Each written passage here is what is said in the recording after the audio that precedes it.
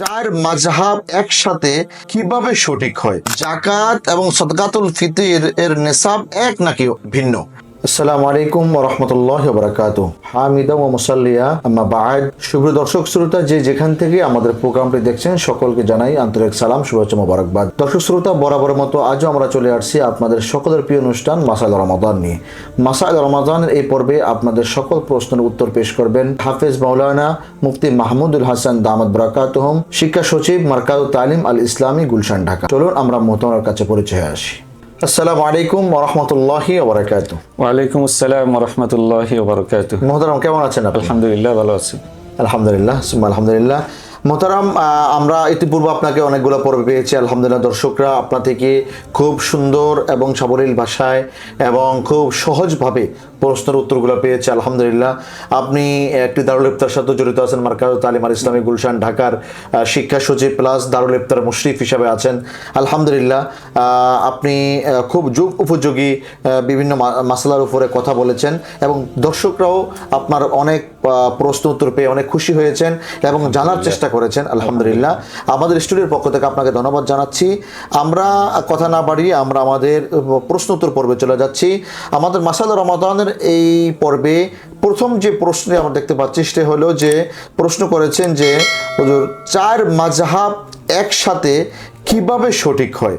মোহতারাম, খুবই গুরুত্বপূর্ণ একটি প্রশ্ন আপনাকে করেছে। আপনি এর আগে একটা মাযহাব সম্পর্কে আলোচনা করেছিলেন, সেখানে আপনি বলেছেন যে চাইরো মাযহাব সঠিক এবং চাইরো মাযহাব যে কোনো মাযহাবের আমল করলেই আপনার সে সঠিক পথে আছে বলে বিবেচিত হবে। তো মোহতারাম, আপনি এর ইতিপূর্বে আপনি একটি আলোচনা করেছিলেন যে চাইরো মাযহাব সঠিক, হানফি, মালিকি, শাফি, হাম্বলি, চারটি মাযহাবই সঠিক। তো আমার মনে হয় ভাই ফুল প্রোগ্রামটি দেখেছেন এবং সেই ভাই আমার মনে হয় প্রশ্নটি করেছেন যে চার মাযহাব একসাথে কিভাবে সঠিক হয়। আপনি যদি একটু এই বিষয়টা জানাইতেন আমাদের। ধন্যবাদ আপনাকে এবং যিনি প্রশ্ন করেছেন তাকেও ধন্যবাদ। সচেতনতামূলক প্রশ্ন, দিন সম্পর্কে সচেতন থাকাটা ভালো, এটা একটা ভালো গুণ। ওনার খটকা লেগেছে তাই তো প্রশ্ন করে। চার মাযহাব একই সাথে সহি, এটা অসম্ভব কিছু না। আমাদের রাসূল সাল্লাল্লাহু আলাইহি সাল্লামের জমানায় যদি আমরা একটু তাকাই তাহলে এর প্রমাণ পেয়ে যাব। সাহাবীদের মধ্যে ছিল বিভিন্ন মাসআলা মাসাইল নিয়ে যখন মত পার্থক্য হতো তখন সবগুলোকেই সঠিক এবং সহি বলে রাসূল সমর্থন করেছে বা সাহাবায়ে কেরাম সমর্থন করেছে, এরকম অনেক ঘটনা আছে। চার মাযহাবে মৌলিক বিষয় তো একমত। সব মাসআলায় যে মাযহাবে মত পার্থক্য আছে বিষয়টা কিন্তু এমন না। কিছু কিছু মাসআলার মধ্যে মত পার্থক্য আছে, অনেক মাসআলাতে একমত। যেগুলোর মধ্যে মত পার্থক্য আছে আমরা বলবো সবগুলোই সহি। তবে আমরা বেশ কিছু বৈশিষ্ট্যের কারণে হানাফি মাযহাবকে ফলো করতে বলেছিলাম আগের আলোচনার মধ্যে, আগের প্রোগ্রামে, কিন্তু সবগুলোই মৌলিকভাবে সহি। এবার আসেন একই সাথে চার মাযহাব কিভাবে সহি হয় এটার প্রমাণ আমি আপনাকে বুখারী শরীফের দিকে নিয়ে যাব। সহিহ বুখারীর কিতাবুল মাগাজির মধ্যে একটা হাদিস আছে। বনু কুরাইজা, যে একটা যুদ্ধ হয়েছিল এই উহুদ যুদ্ধের পরে, বনু কুরাইজা তারা একটা ইহুদি জাতি ছিল, মুসলমানদের সাথে তাদের একটা শান্তি চুক্তি ছিল যে মুসলমানদের সাথে তারা বিরুদ্ধে কোনো যুদ্ধ করবে না। তখন কোনো মক্কার কাফেররা আক্রমণ করবে মুসলমানদের উপরে, তখন তারা মুসলমানের পক্ষে থাকবে, বিপক্ষে যাবে না। কিন্তু উহুদ যুদ্ধে তারা সুযোগটাকে কাজে লাগিয়ে চিন্তা করলো যে মুসলমানদেরকে একেবারেই সমূলে ধ্বংস করে দেয়। তারা মুসলমানদের বিরুদ্ধে ষড়যন্ত্রে লিপ্ত হয়ে গেল। তখন উহুদ যুদ্ধে না, এটা খন্দক যুদ্ধের পরে। তো যুদ্ধ শেষে নবীজি সাল্লাল্লাহু আলাইহি ওয়াসাল্লাম সাহাবীদেরকে বললেন যে এই বনু কুরাইজা এরা আমাদের সাথে বেঈমানি করেছে, এরা তাদের চুক্তি লঙ্ঘন করেছে, সুতরাং এদেরকে শায়েস্তা করতে হবে। তোমরা এখনো যুদ্ধের পোশাক খুলবে না, আমাদের যুদ্ধ আরো বাকি আছে। তোমরা একদল যাও, বনু কুরাইজায় গিয়ে ওদেরকে ঘেরাও করো, ওদেরকে আক্রমণ করতে হবে, ওদেরকে শায়েস্তা করতে হবে। তখন নবীজি যাওয়ার সময় ওই সাহাবীদেরকে বলে দিলেন যে তোমরা আসরের নামাজ পড়বে না ওখানে যাওয়া ছাড়া। অর্থাৎ ওখানে গিয়ে বনু কুরাইজার সামনে ওই এলাকায় গিয়ে তারপরে আসর পড়বে। এই কথা বলার পরে সাহাবায়ে কেরাম রওনা দিলেন।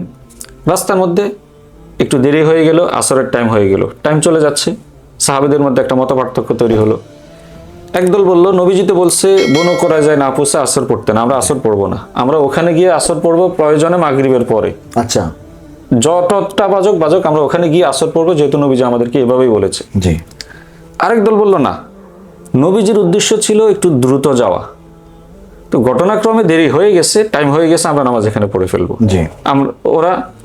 ওনারা এখানেই নামাজ, রাস্তার মধ্যে আসরের নামাজ পড়লেন। দুইটা ভাগ হলো, জি। একদল রাস্তায় আসরের নামাজ পড়লেন, আরেক দল বনু কুরাইজায় গিয়ে মাগরিবের পরে আসরের নামাজ পড়লেন। আচ্ছা। দুইটা দল হলো।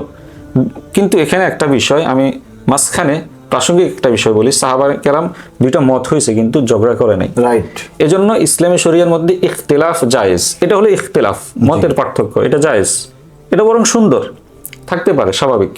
কিন্তু ইফতিরাক জায়েজ নেই। ইফতিরাক হলো এই যে দুইটা মত হলো, এই দুই মতকে কেন্দ্র করে ঝগড়াঝাটি করে আলাদা হয়ে গেল, যে তোমাদের সাথে আমরা নাই, এরকম বিচ্ছিন্ন হয়ে যাওয়া, এটা হলো ইফতিরাক। আচ্ছা। ইসলামে ইফতিরাক নিষেধ। আল্লাহ তাআলা বলেছেন ওয়ালা তাফাররাকু ওয়াতাসিমু বিহাবলিল্লাহি জামিআ ওয়ালা তাফাররাকু, তোমরা বিচ্ছিন্ন হয়ে যাবে না, কিন্তু ওয়ালা তাখতালিফু বলেন নাই।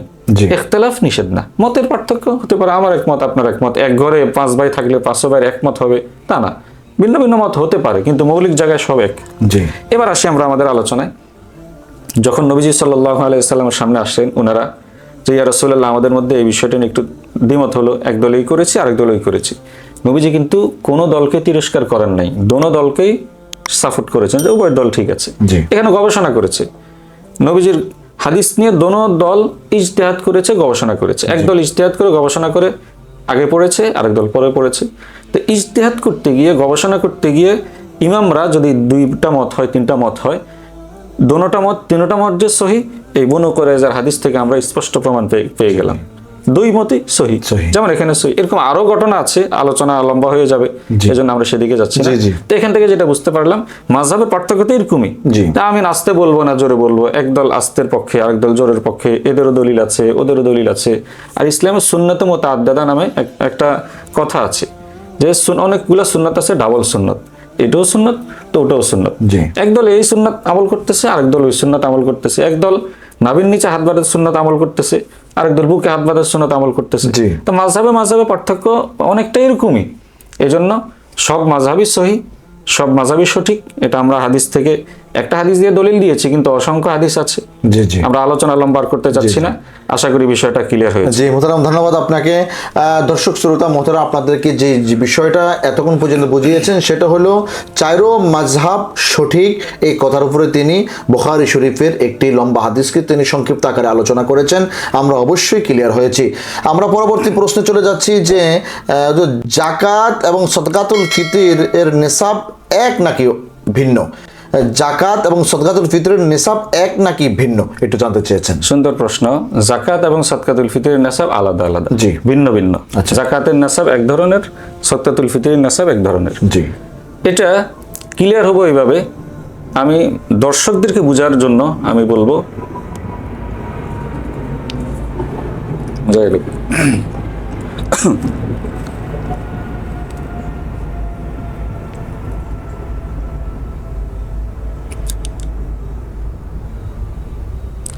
এটা ক্লিয়ার হওয়ার জন্য আমি দর্শকদেরকে বলবো, যাকাতের নেসাবকে বলা হয় বড় নেসাব, জি, আর সদকাতুল ফিতরের নেসাবকে বলা হয় ছোট নেসাব। জি। ফিকহে হানাফির একটা গ্রহণযোগ্য ফতোয়ার কিতাব আছে বাদাইউস সানাঈ, সেখানে বিষয়টা উল্লেখ করেছেন যে সদকাতুল ফিতরের নেসাব, ছোট নেসাব হলো প্রয়োজনের অতিরিক্ত মানুষের যাহা কিছু আছে সবকিছু হিসাব করবে। যাকাত এবং সদকাতুল ফিতর একজন মানুষ ধনী হওয়ার জন্য যেটাকে নেসাব বলা হয়, অর্থাৎ 7.5 ভরি স্বর্ণ অথবা 52.5 তোলা রূপা অথবা তার সমপরিমাণ সম্পদের মালিক যদি হয়, তো বর্তমানে 52.5 ভরি রূপার সমপরিমাণ মূল্যের মালিক তো মানুষ তাড়াতাড়ি হয়, কারণ 7.5 ভরি স্বর্ণের দাম তো 8 লাখ টাকারও বেশি, আর 52.5 ভরি রূপার দাম 1 লাখ টাকার কাছাকাছি, হয়তো 2-1000 কম বেশ হবে, 20,000 এমন করে হিসাব করলে। তো রূপারটাই তো আগে হয়, তো আমরা রূপের হিসেবে কথা বলি। যার কাছে মিক্সার আছে, আমরা অন্য সময় আলোচনা করব যে নেসাব কখন কিভাবে হিসাব করবে। তো রূপার নেসাবে তো আগে হয়ে যায়। তো এই 1 লাখ বা 1,05,10,000 টাকা পরিমাণ সম্পদ যার কাছে আছে, প্রয়োজনের অতিরিক্ত যে কোনো জিনিস সব মিলাইয়া যদি এই পরিমাণ হয়, নেসাব পরিমাণ হয়, তাকে সদকাতুল ফিতর আদায় করতে হবে, যাকাত না। সে ছোট নেসাবের মালিক, ছোট নেসাবের মালিককে সদকাতুল ফিতর আদায় করতে হবে নিজের পক্ষ থেকে এবং নিজের নাবালেগ সন্তানের পক্ষ থেকে। যেমন প্রয়োজনের অতিরিক্ত কারো 2টা মোবাইল আছে, একটা তার প্রয়োজন, আরেকটা সে মনের শখে রেখেছে, তো ওটা প্রয়োজনের অতিরিক্ত।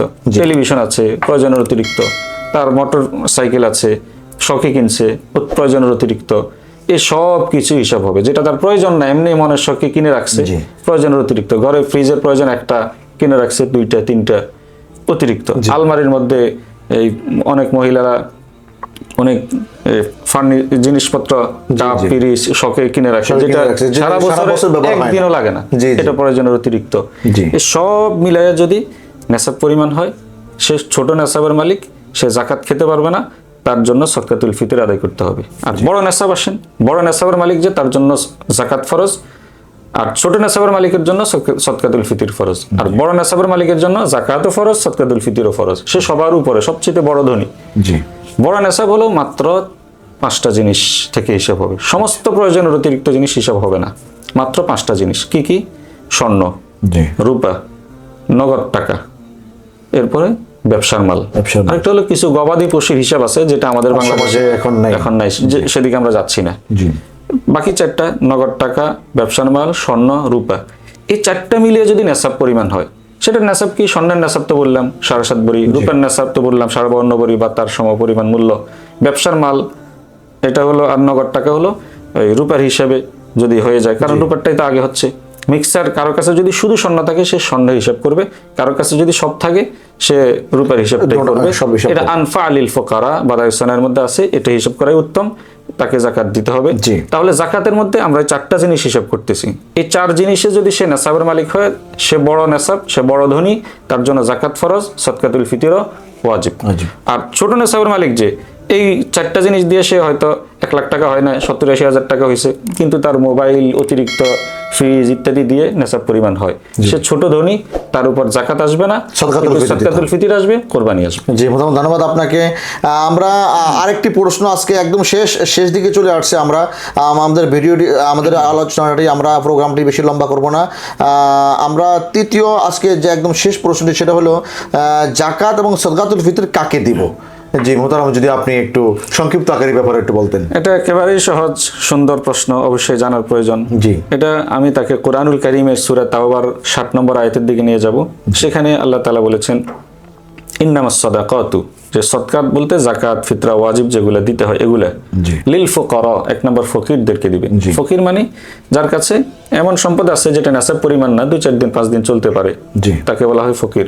ওয়াল মাসাকিন, এবং মিসকিনদেরকে দ্বিতীয়, যার কাছে 1 দিনের চলা পরিমাণ সম্পদ না, 1-2 বেলা আছে, একদম অসহায়, তাহলে 1 নম্বর ফকির, 2 নম্বর মিসকিন। 3 নম্বর ওয়াল আমিলিনা আলাইহা, যারা সদকা জাকাত উসুল করে, রাষ্ট্রীয়ভাবে দায়িত্বশীল। এটা যখন ইসলামী শাসন ব্যবস্থা ছিল, তখন এরকম সিস্টেম ছিল, দায়িত্বশীলরা এসে জাকাত উসুল করতো, তাদেরকে এখান থেকে জাকাতের অর্থ থেকে তাদের পারিশ্রমিক দেওয়া হতো, যেটা এখন নাই। ওয়াল মুআল্লাফাতি কুলুবুহুম, এবং কাফেরদের মন জয় করার জন্য ইসলামের প্রথম যুগে কাফেরদেরকে জাকাতের একটা অংশ দেওয়া হতো, সদকাতুল ফিতর জাকাতের অংশ দেওয়া হতো, যাতে তারা মুসলমানদের উপর জুলুম না করে। যখন মুসলমান শক্তিশালী হয়ে গেছে, তখন এই খাতটাও আপাতত বন্ধ। ওয়াফির রিকাব, গোলাম আজাদ করার জন্য জাকাত সদকার টাকা দিয়ে গোলাম আজাদ করা যাবে। এখন গোলাম আমাদের প্রচলন নাই, এটাও এখন আলোচনার, এখন আর এই খাতটা বর্তমানে প্রচলিত না। ওয়াল গারিমিন, এবং যারা ঋণী, ঋণের মধ্যে ডুবে আছে, তাদেরকে ঋণ থেকে উদ্ধার করার জন্য জাকাত দেওয়া যায়। বরং আমি বলবো এটা উত্তম। আপনার আত্মীয় স্বজন যারা জাকাত দিবেন, যদি কেউ এরকম ঋণের মধ্যে ডুবে থাকে, ফলো করবেন। হয়তো সে তার সম্মানের কারণে বলতে পারছে না, কিন্তু সে অনেক টাকা ঋণে আছে, তাকে গোপনে জাকাতের টাকা কিছু পৌঁছে দিবেন। আত্মীয়তার বন্ধনও ঠিক থাকলো, ডাবল নেকি পাইলেন। এরপরে ওয়াফি সাবিলিল্লাহি, 7 নম্বর, যারা আল্লাহর রাস্তায় যুদ্ধ করতেছে, মুজাহিদ ফি সাবিলিল্লাহ, তাদেরকে জাকাতের টাকা দেওয়া যাবে। ওয়াবিনিস সাবিল, 8 নম্বর, যারা মুসাফির, হয়তো সে বাড়িতে ধনী হতেও পারে, কিন্তু সফরে তার টাকা শেষ হয়ে গিয়েছে, তাকে সাময়িক সময়ের জন্য জাকাতের টাকা দিয়ে সহযোগিতা করা যাবে, যদি সে বাড়ি থেকে টাকা আনার কোনো ব্যবস্থা না থাকে। বর্তমান আধুনিক জমানা বিকাশ আনা যায়, সবার পকেটে এটিএম কার্ড আছে, এই খাতটাও বর্তমানে খুবই দুষ্কর হয়ে গিয়েছে। যদি এমন থাকে কেউ কোনোভাবে সে বাসা থেকে টাকা আনতে পারে না, কোনো ব্যবস্থা নাই, কোনোভাবে পারছে না, তাহলে এই খাতটা তার জন্য বহাল থাকবে। অর্থাৎ গবেষণা করলে দেখা যায় বর্তমান যুগের পরিবর্তনে কোরআনে যদিও 8টা খাতে জাকাত দেওয়ার অনুমতি দিয়েছে, কিন্তু যুগের পরিবর্তনে এখান থেকে 4টা খাত অনেকটা হারিয়ে গিয়েছে। বাকি 4টা খাত ফকির, মিসকিন, মুজাহিদ ফি সাবিলিল্লাহ ঋণগ্রস্ত। ঋণগ্রস্ত, জি। আর ইবনে সাবিল মুসাফির, যেটা কিছু কিছু ক্ষেত্রে হয়। এই 5টা খাত এখনো বহাল আছে, বাকি 3টা খাত যুগের পরিবর্তনে বর্তমান প্রচলন নাই, কিন্তু আমাদের জানা থাকা উচিত যে এই 8 খাতে যাকাত দেওয়া যাবে। জি জি, ধন্যবাদ মোহতারাম আপনাকে। দর্শক শ্রোতা, এতক্ষণ পর্যন্ত আপনারা খুবই গুরুত্বপূর্ণ মাসাইল শুনলেন এবং ইনশাআল্লাহ আমাদের সঙ্গে ছিলেন, ইনশাআল্লাহ ভবিষ্যতেও থাকবেন এবং আমাদের প্রোগ্রামটি শেষ পর্যন্ত দেখার জন্য আপনাদের সকলকে ধন্যবাদ জানাচ্ছি এবং আগামী পর্ব দেখার আমন্ত্রণ জানিয়ে আপনাদের থেকে বিদায় নিচ্ছি। আসসালামু আলাইকুম ওয়া রাহমাতুল্লাহি ওয়া বারাকাতুহু।